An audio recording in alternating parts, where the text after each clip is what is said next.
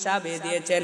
তুই তাকে কষ্ট দিস না, সে যা বলে তা পালন কর, কারণ তার জন্য রয়েছে আদনা আহলিল জান্নাতিল্লাযী লাহু সামানুনা আলফা খাদিমিন ওয়া ইসনাতান সাবউনা যাওজাতান। নবীজি বলেন তার জন্য জান্নাতে রয়েছে ৮০,০০০ খাদিম এবং ৭২ জন স্ত্রী।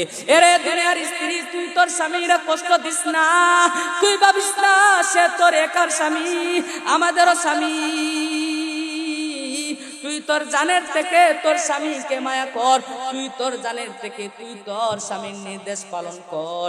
নবীজি বলেন যখন কোন নারী তার স্বামীকে কষ্ট দেয় তার জান্নাত হারাম হয়ে যায় এবং জাহান্নামের দরজা তার জন্য খুলে যায়। বলেন না নাউজুবিল্লাহ। আজকের নারীরা অনেকেই জানে না যে তার স্বামীর জন্য জান্নাতে রয়েছে অনেক অনেক হুর এবং খাদিম। আজকে স্বামীর সাথে খারাপ আচরণ করে কথা বলে, স্বামীকে সম্মান দেয় না।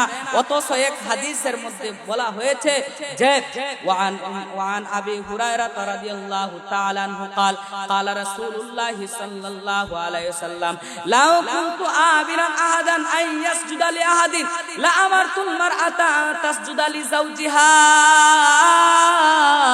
হযরত আবু হুরায়রা রাদিয়াল্লাহু তাআলা আনহু থেকে বর্ণিত, তিনি বলেন রাসূল সাল্লাল্লাহু আলাইহি ওয়াসাল্লাম ইরশাদ করেন, যদি আমি কোনো মানুষকে নির্দেশ দিতাম তাহলে আমি বলতাম যে প্রত্যেক স্ত্রী তোমরা তোমাদের স্বামীকে সিজদা করো। বলেন না সুবহানাল্লাহ। স্বামীর তো সম্মান